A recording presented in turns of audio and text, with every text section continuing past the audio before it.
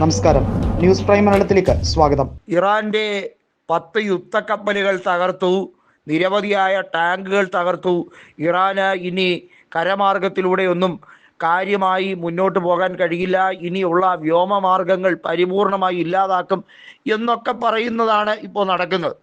അതേസമയം ഇറാൻ ഒരേ സമയം ഗൾഫ് രാജ്യങ്ങളിലേക്കുള്ള പല ഇടത്തെയും US എയർബേസും പല സപ്പോർട്ട് കൊടുക്കുന്ന രാജ്യങ്ങളെയും ഒരേ സമയം ആക്രമിക്കുന്ന രീതി, അത് പതിവില്ലാത്തൊരു രീതിയാണ്. അത് പല രാജ്യങ്ങളിലുള്ള, പ്രത്യേകിച്ച് നമ്മുടെ രാജ്യത്ത് നിന്നും, ഇന്ത്യയിൽ നിന്നും പല രാജ്യങ്ങളിലേക്ക് ജോലി തേടി പലായനം ചെയ്തു പോയിട്ടുള്ള ആളുകൾക്ക് അത് അതീവ സമ്മർദ്ദമാണ്. ഒരു ഗൾഫ് യുദ്ധം അത് കൊടുമ്പരി കൊണ്ടിരിക്കുന്ന ഒരു സാഹചര്യത്തിലേക്കാണ് കാര്യങ്ങളുടെ കിടപ്പ്.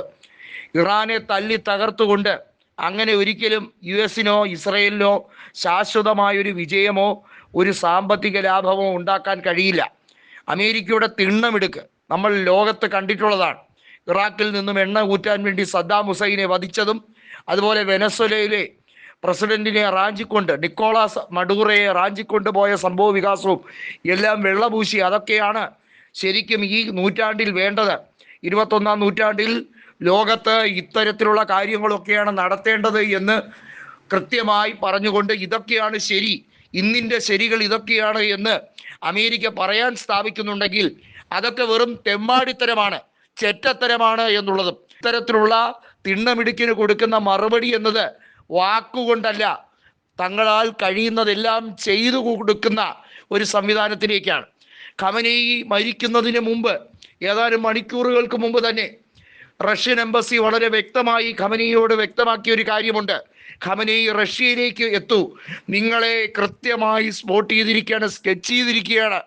പക്ഷെ ഖമനേയി പറഞ്ഞ വാക്കുകൾ, എൻ്റെ അന്ത്യവിശ്രമം, ഞാൻ ഈ നാടിൻ്റെ തന്നെ രക്തസാക്ഷിയാകും, എൻ്റെ രാജ്യത്ത് വെച്ച് തന്നെ എനിക്ക് അവസാന ശ്വാസം എടുക്കണം എന്ന് വളരെ വ്യക്തമായാണ് ആ ധീരനായ പോരാളി പറഞ്ഞത്.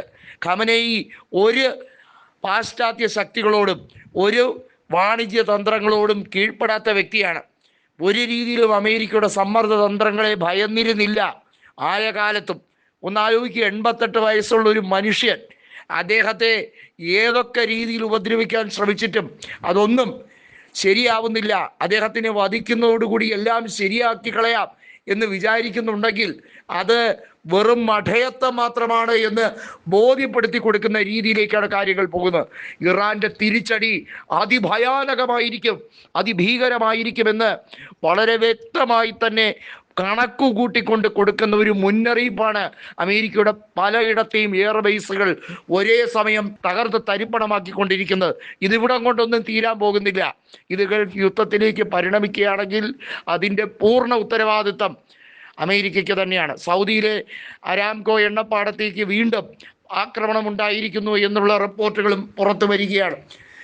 അതായത് ഇസ്രയേലും അമേരിക്കയും നടത്തുന്ന നെറികെട്ട ഈ ഡെഡ്ലി ഗെയിം അത് അതിൻ്റെ പര്യവസാനത്തിലേക്ക് കൊണ്ടുപോകാൻ ശ്രമിക്കുമ്പോൾ ഇറാൻ പല സ്ഥലങ്ങളിലും അതിൻ്റെ സാധ്യതകൾ, അനന്തമായ സാധ്യതകൾ തുറക്കുകയാണ്.